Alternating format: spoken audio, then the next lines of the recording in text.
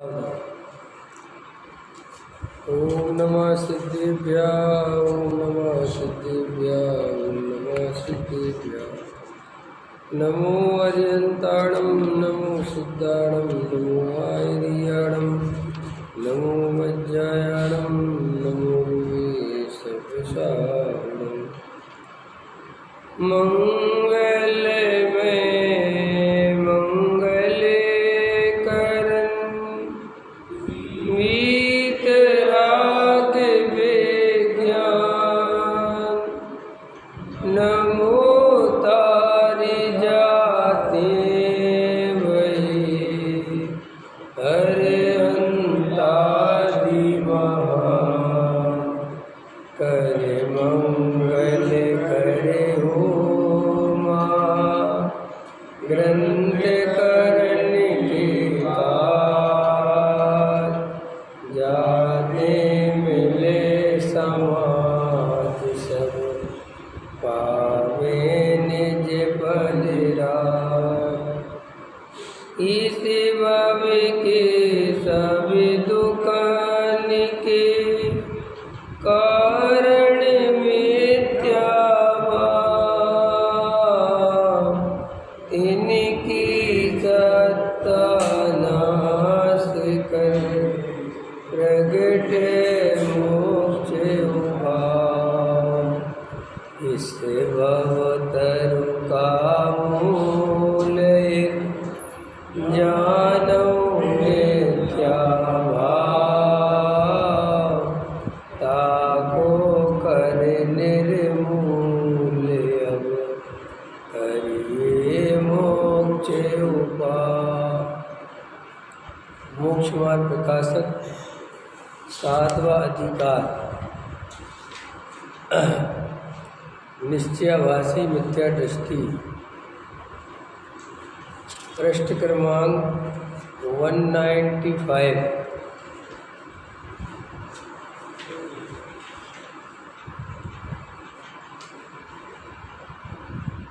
रागादि भाव जीव के अस्तित्व में है। अब जो रागादि भावों का निमित्त कर्म को ही मानकर अपने को रागादिक का कर्ता मानते हैं, वे कर्ता तो आप हैं, परंतु आपको निर्द्रमी होकर कर्मादि रहना है, इसलिए कर्म का ही दोष ठहराते हैं। सो यह दुखदायक भ्रम है। ऐसा ही समय सार के कलश में कहा गया है। जो जीव रागादिक की उत्पत्ति में पर द्रव्य का ही निमित्तपना मानते हैं, वे जीव शुद्ध ज्ञान से रहित अंध बुद्धि हैं, जिनकी ऐसे होते हुए मोह नदी के पार नहीं उतरते तथा समय सार के सर्वशुद्ध ज्ञान अधिकार में जो आत्मा को अकर्ता मानता है और यह कहता है कि कर्म ही जगाते सुलाते हैं, पर घात कर्म हिंसा है, वेद कर्म से अब्रह्म है, इसलिए कर्म ही करता है, उस जैनी को सांख्यमति कहा है। जैसे सांख्यमति आत्मा को शुद्ध मानकर स्वच्छंद होता है, उसी प्रकार यह हुआ है। तथा श्रद्धान से यह दोष हुआ है कि रागादिक को अपना नहीं जाना, अपने को अकर्ता माना, तब रागादिक होने का भय नहीं रहा और तथा रागादिक को मिटाने का उपाय करना नहीं रहा, तब स्वच्छंद होकर खोटे कर्मों का बंध करके अनंत संसार में रुलता है। यहाँ प्रश्न है कि समय सार में ही ऐसा कहा है। वर्णादि व राग मोहोदयो वा भिन्ना भावा सर्व एवास्य पुंसा। वर्णादिक अथवा रागादिक भाव हैं, वे सभी इस आत्मा से भिन्न हैं, तथा वही रागादिक को पुद्गल में कहा है, तथा किसी अन्य शास्त्रों में भी आत्मा को रागादिक से भिन्न कहा है। सो वह किस प्रकार है? रागादिक भाव पर द्रव्य के निमित्त से औपाधिक भाव होते हैं और जीव उन्हें स्वभाव जानता है। जिसे स्वभाव जाने उसे बुरा कैसे मानेगा और उसके नाश का उद्यम किस लिए करेगा? इसलिए यह श्रद्धान भी विपरीत है। उसे छुड़ाने के लिए स्वभाव की अपेक्षा रागादिक को भिन्न कहा है और निमित्त की मुख्यता से पुद्गल में कहा है। जैसे वैद्य रोग मिटाना चाहता है यदि शीत की अधिकता देखता है तब उष्ण औषधि बतलाता है, और यदि आताप की अधिकता देखता है तब शीतल औषधि बतलाता है। उसी प्रकार श्री गुरु रागादिक छुड़ाना चाहते हैं। जो रागादिक को पर का मानकर स्वच्छंद होकर निरुद्यमी होता है उसे उपादान कारण की मुक्तता से रागादिक आत्मा के हैं ऐसा श्रद्धान कराया। तथा जो रागादिक को अपना स्वभाव मानकर उनके नाश का उद्यम नहीं करता उसे निमित्त कारणों की मुक्तता से रागादिक प्रभाव है ऐसा श्रद्धान कराया। दोनों विपरीत श्रद्धानों से रहित होने पर सत्य श्रद्धान होगा तब ऐसा मानेगा कि ये रागादिक भाव आत्मा का स्वभाव तो नहीं है, कर्म के निमित्त से आत्मा के अस्तित्व में विभाव पर्याय रूप से उत्पन्न होते हैं। निमित्त मिटने पर इनका नाश होने से स्वभाव रह जाता है, इसलिए इनका नाश का उद्यम करना। यहाँ प्रश्न है कि यदि यह कर्म निमित्त से होते हैं तो कर्म का उदय रहेगा, तब तक यह विभाव दूर कैसे होंगे, इसलिए इसका उद्यम करना तो निरर्थक है। ख्याल में है ना। उत्तर, एक कार्य के होने में अनेक कारण चाहिए, उनमें से जो कारण बुद्धिपूर्वक कहो उन्हें तो उद्यम करके मिलाए, और अबुद्धिपूर्वक कारण स्वयं ही मिले तब कार्य सिद्धि होती है। जैसे पुत्र होने का कारण बुद्धिपूर्वक तो विवाह आदि करना है और अबुद्धिपूर्वक भवितव्य है, वहाँ पुत्र का अर्थी विवाह आदि तो का उद्यम करे और भवितव्य स्वयं में हो तो तब पुत्र होगा। उसी प्रकार विवाह दूर करने के कारण बुद्धिपूर्वक तो तत्व विचार आदि है और अबुद्धिपूर्वक मोह कर्म के उपशम आदि है। सो उसका अर्थ ही तत्व विचार आदि का उद्यम करे और मोह कर्म के उपशमादि स्वयं हो तब राग आदि दूर होते हैं। ये देखो समझ में आ गया होगा।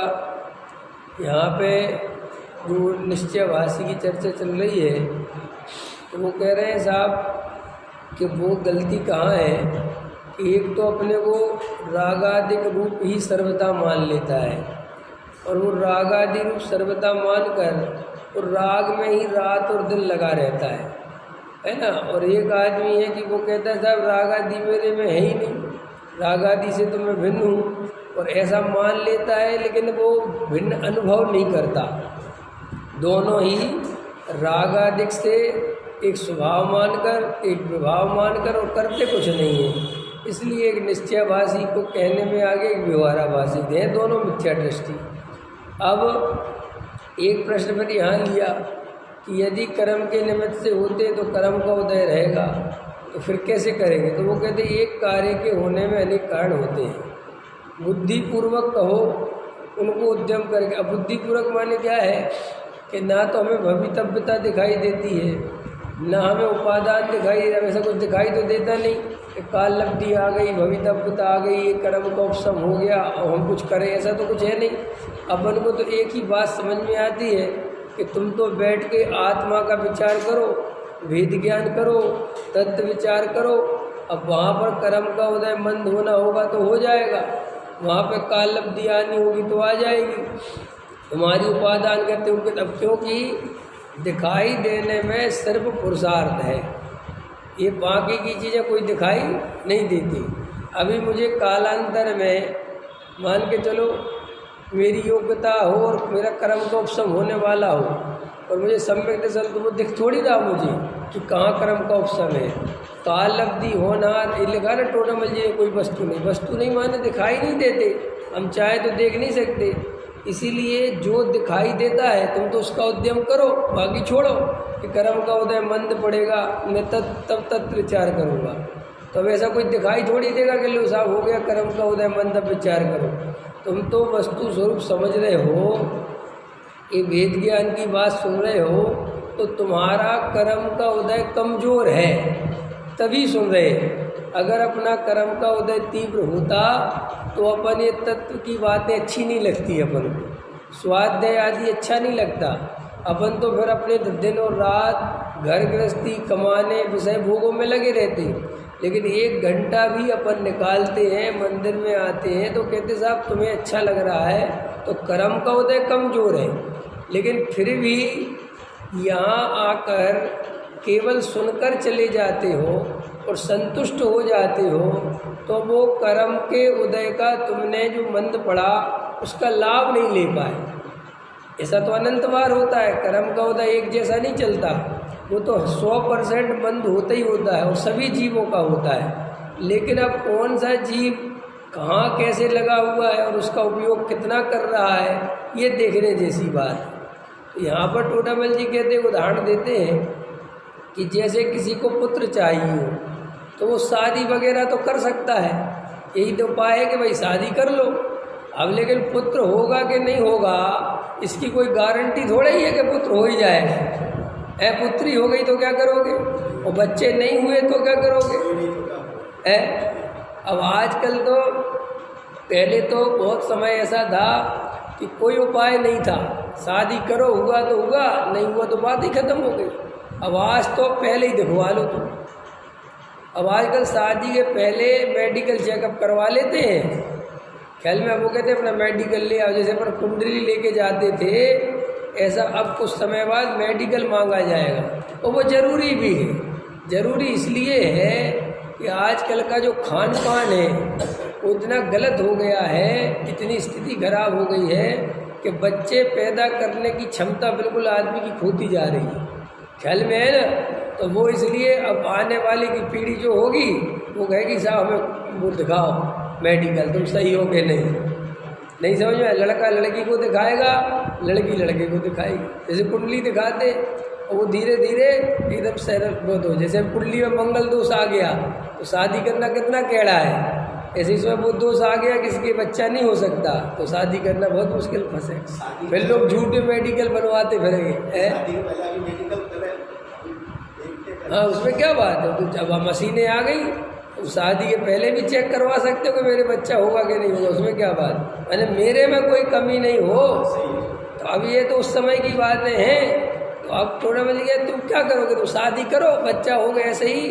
वही कहे कि साहब हम सम्यक दर्शन के लिए क्या करें, हमारा कर्म का उदय तीव्र हो तो, हमारे मिथ्यात्व तीव्र हो तो, हमारी योग्यता नहीं पकी हो तो, कि भाई ये सब बातें तुम्हें सोचने की नहीं है।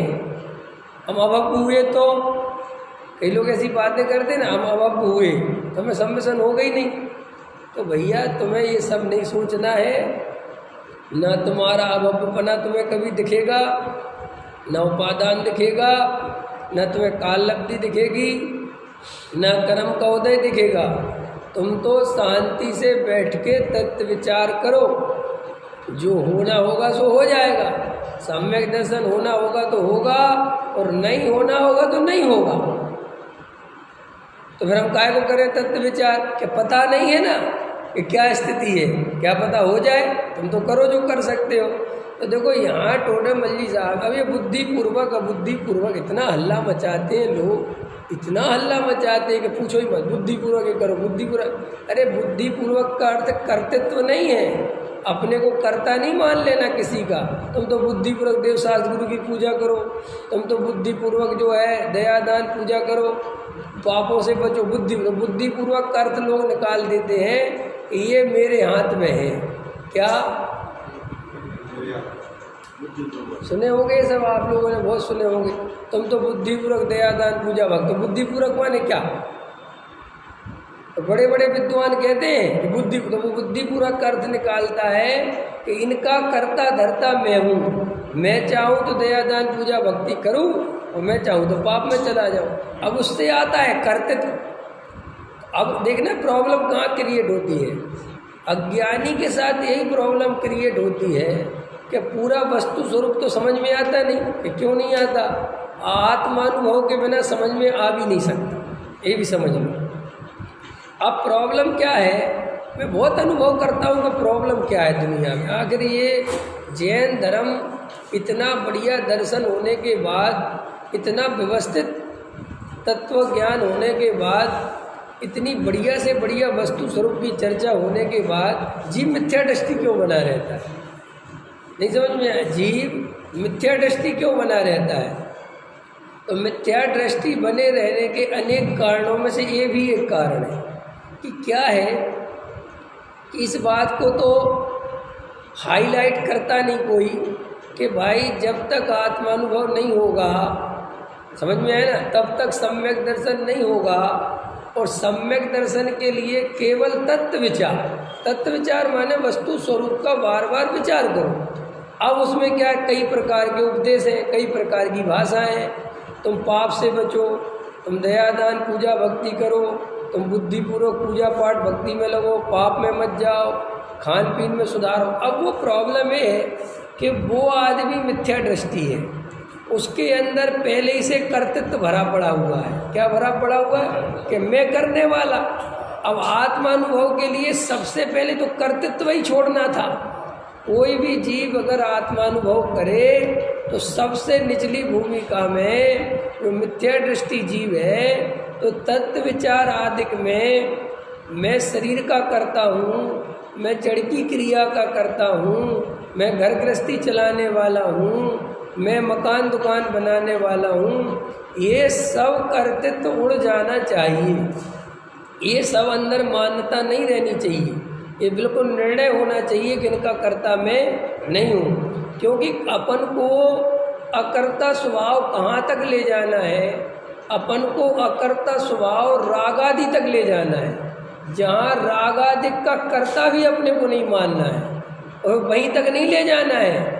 मैं ज्ञान हूँ, मैं दर्शन हूँ, मैं सुख हूँ, मैं आत्मा हूँ, मैं ये हूँ, इन विकल्पों से भी पार जाना है। तो रास्ता कितना लंबा है, माने इतना सूक्ष्म है कि कोई जीव आत्मा का ध्यान करने बैठे और सब विकल्पों को तो छोड़ दे, घर गृहस्थी के विकल्पों को छोड़ दे, और विकल्प छोड़ दे, राग आदि के विकल्प छोड़ दे, लेकिन ऐसा विकल्प करे कि मैं ज्ञानमयी हूँ, मैं जानने देखने वाला हूँ, मैं अजर अमर तत्व हूँ, मैं सिर्फ जानता देखता हूँ, देखो मैं जानने देखने के अलावा कुछ नहीं कर रहा, देखो मैं जान रहा हूँ, ऐसे विकल्पों में भी लगा रहे तो कहते साहब इसमें भी आत्मानुभूति नहीं हो सकती। इन विकल्पों से भी बुद्धि हटानी है। बोलो अब मार्ग कितना कठिन है। अब रास्ता तो ये है, लेकिन प्रॉब्लम क्या है कि रास्ते में चलने के पहले ही इतनी मुसीबतें आ जाती है जीव के साथ कि वो वहीं भटक के रह जाता है। जैसे कैसे, अब रास्ता तो बिल्कुल ये था, अब ये रास्ता ना हटा के थोड़ा दूसरी तरफ आ जाओ, देखो भैया तुम्हें सम्यक दर्शन जब होगा तब होगा, तुम अभी दयादान पालो, नहीं समझ में आया, अहिंसा का पालन करो, खान पीन सुधारो, पूजा पाठ करो, प्रवचन सुनो, नाना प्रकार के शास्त्र पढ़ो, सब शास्त्रों में आत्मा की बात है, चारों अनुयोग बराबर है। अब ये देखना इसके साथ कितनी प्रॉब्लम क्रिएट होने वाली है। जाना तो था उसे कहाँ, अकर्ता स्वभाव पे, और उसको सारा उपदेश काय का दिया जा रहा है, ये करो ये करो ये करो ये करो ये करो ये करो ये करो ये करो। अब देखना वो बेचारा पापी था उसकी नज़र में, क्योंकि वो हिंसा झूठ चोरी कुसील परिग्रह रुपया पैसा मकान दुकान परिग्रह में लगा हुआ था। अब आया हो मंदिर, अब मंदिर में ये नहीं समझाया किसी ने कि तुम्हारा जो जहाँ जीवन है वो छोड़ो, तुम बैठ के पहले वस्तु स्वरूप समझो और तत्व विचार करो। अब उसको ये मत करो। अब वो क्या करता है अज्ञानी जी कि वो वहाँ सुधार कर लेता है, और वो सुधार करता हुआ दिखता भी है, समझने में। अब उसको लगता है चलो मैं तो दयादान पूजा भक्ति करने लगा, अब तो मैं स्वाध्याय में भी जाने लगा, थोड़ी देर समय सार पढ़ेगा तो उसे एकदम याद आ जाएगी, अरे कहले समय सार नहीं पढ़ना है भैया, ये तो पक्षपात हो जाएगा, प्रथमानुयोग भी पढ़ना चाहिए। प्रथमानुयोग पढ़ने बैठ जाएगा, फिर वो प्रथमानुयोग पढ़ेगा, फिर कहेगा अरे वो पंडित जी आए थे भैया, अनुयोग सब बराबर हैं, करणानुयोग भी पढ़ना चाहिए। फिर चौथा वो आचरण भी पालना चाहिए, ऐसा नहीं है अपन को सब करना चाहिए, खाली एक किसी के कहने में नहीं चलना चाहिए, नहीं जब। अब वो क्या है बेचारा उलझ के रह जाता है जी, तो वो ये समझ में नहीं आती यार करना क्या क्या। फिर क्या होता है, फिर वो सब वो करने लगता है, फिर उसके अंदर कर्तृत्व तो था ही, वो करता तो वहाँ, फिर उससे अहंकार का निर्माण हो जाता है। फिर क्या हो जाता है, ईगो अहंकार। फिर वो एक धीरे धीरे 2-4 साल क्रिया कांड करके थोड़ा सा भगत बन के फिर एक उसका एक इमेज क्रिएट हो जाता है समाज में, घर में, मोहल्ले पड़ोस में एक इमेज बन जाती है कि ये आदमी बहुत धार्मिक है, और ये बाजार का ऐसा नहीं खाते, ये घर में ऐसे नहीं खाते, ये घर में ऐसे नहीं रहते, ये ऐसे नहीं चलते। अब उसको सब लोग एक धार्मिकता की नज़र से देखने लगते हैं। उसे भी लगता है कि मैं धार्मिक हो गया, उसकी भी गलती नहीं है क्योंकि तुमने ही समझाया था। तब उसे लगता है कि भैया सब ठीक हो गया, सब बढ़िया हो गया। और फिर वो मंद कसाय में रस आता है। मंद कसाय में वो रस आता है, जीवों को देख के चलना, किसी जीव को है ना रास्ते देख के चलना, सोच के खाना, सोच का खाना, ऐसा कर करके उसको लगता है कि देखो मेरे कितने। फिर वो दूसरे जीव जो इस तरीके का करता हुआ दिखाई नहीं देते, उनके प्रति उसे ऐसा लगता है कि ये लोग अभी तत्व नहीं समझे, ये लोग कुछ समझते नहीं, इनके जीवन में कोई सुधार नहीं है। अब वो ऐसे करके वो उस कर्तृत्व का पिटारा बढ़ता चला जाता। अब बढ़ता चला गया। अब कोई कहता है कि तुम इसके कर्ता धर्ता नहीं हो,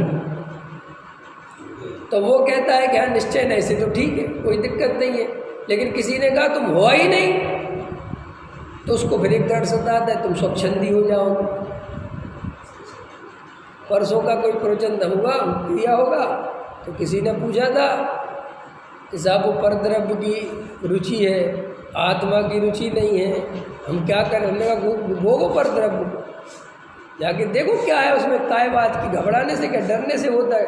अरे भाई, जवानी में कोई आदमी वासनाएं दबा ली, पंडितों के चक्कर में, महाराजों के चक्कर में तुमने दबा ली वासनाएं, नरक आदि के भय से दबा ली, कि अरे मुझे किसी स्त्री की तरफ नहीं देखना, अरे मुझे शादी नहीं करना, अरे मैं तो ब्रह्मचारी अच्छा हूँ, अरे मुझे तो ये नहीं खाना, अरे मुझे तो वो नहीं करना, मुझे तो ये नहीं करना, ये सब तुम कर भी लोगे।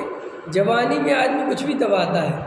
अब वो दबा नहीं रहता ज़्यादा दिन, फिर वो 50-55 साल की उम्र होती है, 60 साल की उम्र होती है, तो फिर वो जो दबा रखा था वो सब उखड़ने लगता है। अब उखड़ता है तो इसको क्या लगता है कि मैं तो पापी हो गया। भैया पहले तो परिणति बहुत अच्छी थी, अब तो हमारी परिणति दिन पे दिन बिगड़ती जा रही है, और वो बिगड़ी हुई पहले ही से थी। और देख लेना आप सभी लोग जो थोड़े उम्र दराज हो रहे हैं, देखो परिणति, कई लोग आपको कहते मिलेंगे हमारी पहले की परिणति में और अब की परिणति में बहुत अंतर है।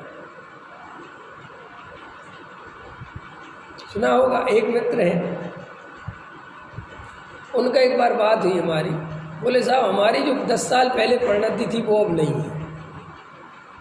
जब हम शुरू में लगे थे तब हमारी परिणति की बात अलग है, लेकिन अब हमारी परिणति वैसी नहीं। तो हमने उनसे प्रश्न किया कि शुरू में कम जानते थे कि अब ज़्यादा जानते हो?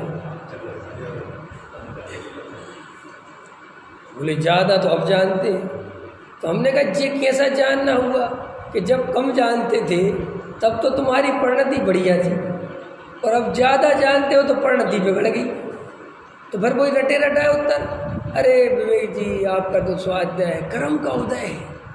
अब देखो, और वो सुनो क्या कह रहा है, क्या कह रहा है, ये निश्चयवासी क्या कह रहा है वो, कर्म का। उस आदमी क्या करे तुम्हें बताऊँ तो तुम कहोगे वो तो पक्का व्यवहाराभासी है। क्या कह रहा हूँ मैं, तो मैं अगर उस आदमी का मैं नाम लूँ तुम कहोगे वो तो पक्का व्यवहाराभासी, वो निश्चयवासी हो नहीं सकता। लेकिन वो कह रहा है कि कर्म का उदय है। और एक बात और अच्छे से क्लियर कर दूँ, एक आदमी परमानेंट निश्चयभासी नहीं रहता और परमानेंट व्यवहाराभासी नहीं रहता। ये निश्चयभासी व्यवहाराभासी दिन में 4 बार बदलता है। तुम कभी हो जाते हो निश्चयभासी, शाम होते होते हो जाते हो व्यवहाराभासी, और सुबह होते होते हो जाते हो व्यवहाराभासी। ये कैसे हो जाते, पकड़ में आई नहीं आई होगी। ये कसाय के अनुरूप बातें बनाता है। जब इस पे भारी पड़ गया कि तुम्हारी परिणति ये क्या हुआ, 10 साल पहले तो अच्छी थी और अब तुम कहते हो वैसी नहीं बची, तो उसको लगता है ये तो मेरे अपमान की बात हो गई, ये तो मेरे अहंकार पे चोट पहुंच रही, इसका मतलब तुम पापी हो। अब वो ये बात किसी कीमत पे स्वीकार नहीं करना चाहता है कि आई एम रॉन्ग, तो वो तुरंत कहता है आपने तो स्वाध्याय किया है, कर्म का उदय किसी को नहीं छोड़ता। जे कर्म पूरब किए खोटे, और दानत राय जी की पूजा सुना देता है, ख्याल में है ना। अब वो निश्चयवासी हो गए। निश्चयवासी ऐसा ही है जो कहता है कि मेरी कोई गलती नहीं है, ये सब कर्म का उदय है।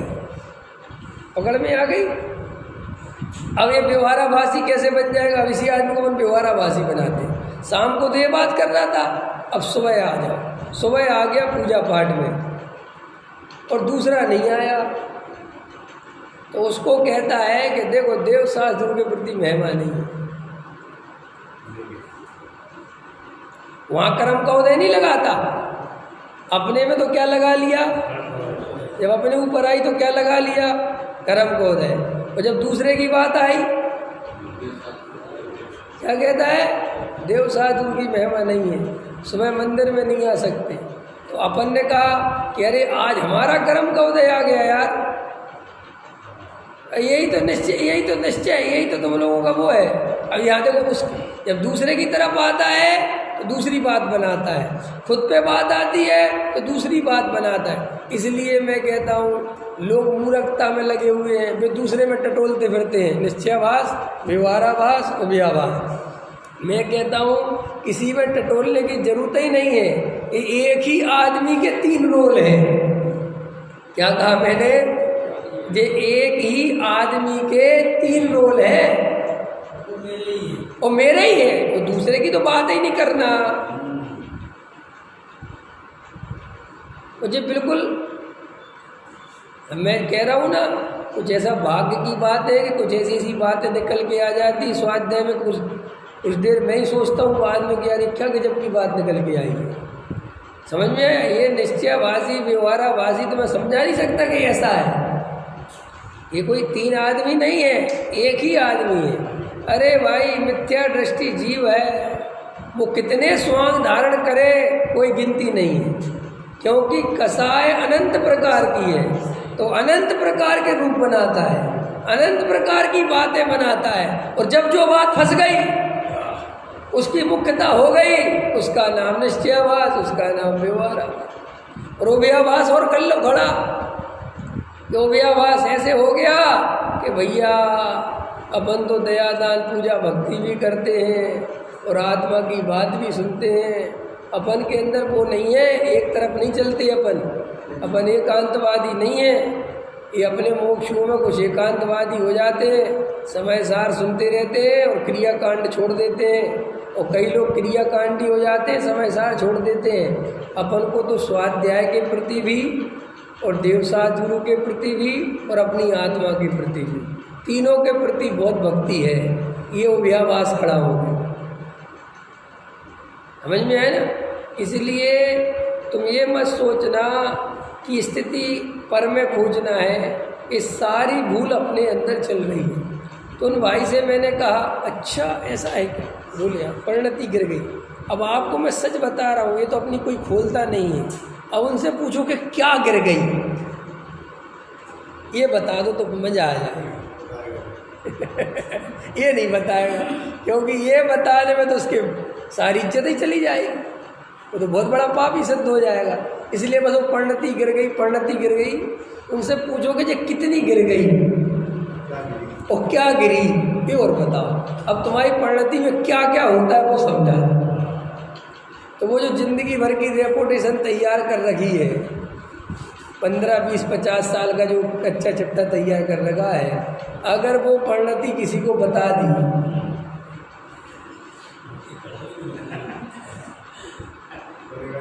और मुझे पता है वो परिणति क्या है, तो सब पता है, लेकिन वो बताए तो बदनामी बहुत हुई। इसलिए शब्द सीख लिए, परिणति पहले जैसी नहीं बची। उससे पूछो पहले जैसी का अर्थ करो और अब का अर्थ करो, पहले बताओ क्या। इसलिए कई लोग कहते हमें बहुत पाप के परिणाम आते, कई लोग कहते हमारे पाप के परिणाम बहुत आते। तो मैं पूछ लेता हूँ कैसे आते हैं,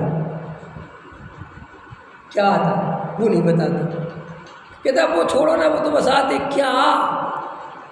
क्या परिणाम आते मुझे बताओ, क्या आते? हाँ, बतावे तो कुछ हल्का हो गए।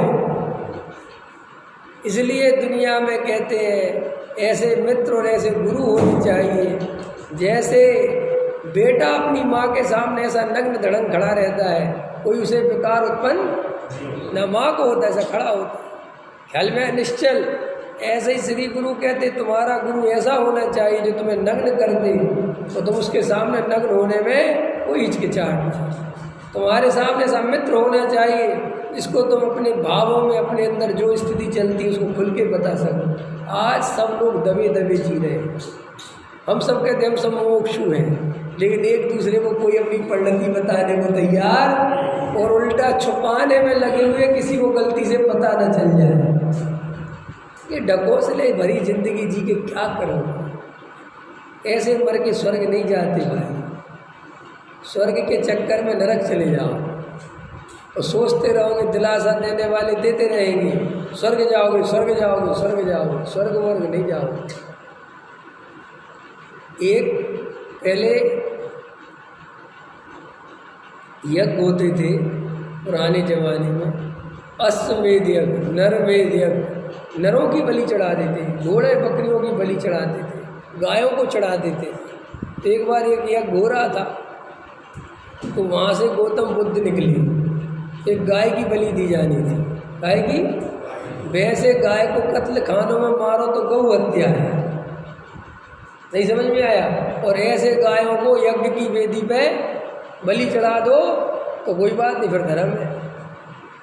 तो गाय की बलि दी जा रही थी, तो वहाँ से गौतम बुद्ध निकले और गौतम बुद्ध ने पूछा कि क्या हो रहा है भैया, एक गाय को क्या कर रहे हैं? बोले साहब उसकी बलि दी जाएगी, यज्ञ चल रहा है। बोले क्यों दे रहे हैं उसकी बलि, क्यों मार रहे हैं उसको? बोले साहब इसका हम कल्याण कर रहे हैं। क्या कर रहे हैं? कल्याण। ये यहाँ से यज्ञ की वेदी पे जो भी मरता है वो सीधा कहाँ जाता है? स्वर्ग। कहाँ जाता है? स्वर्ग। तुमने कहा बिल्कुल ऐसा ही है? बोले हाँ बिल्कुल ऐसे ही, पक्का? तो बोले सबसे पहले तू अपनी दे, तुझे स्वर्ग जाना है कि नहीं जाना? ऐसा। और बोले अपनी दे, और यजमान जो यज्ञ करा रहा है वो क्यों करा रहा है? स्वर्ग जाने के लिए। तो जब स्वर्ग जाने का रास्ता तुम्हें पता ही है कि यज्ञ की वेदी पे बलि दे दो तो सीधे स्वर्ग पहुंचते हैं, तो तू सबसे पहले अपनी दे और यजमान की दे, और जा दो तो अपने माँ बाप की दे, अपने बेटे की दे, क्यों कि सीधा स्वर्ग पहुंचा। और रही इस गाय की बातें तो बेचारी जाना भी नहीं चाहती, ये तो कह भी नहीं रही कि मुझे स्वर्ग भेज दो, इसको तो स्वर्ग का कुछ पता ही नहीं है। ख्याल में है ना? बिल्कुल ऐसी ये स्थिति, बातें बनाता है, अंदर झांक के देखो तो बेईमानी के अलावा कुछ नहीं भरा पड़ा। किसी को स्वर्ग वर्ग नहीं जाना है।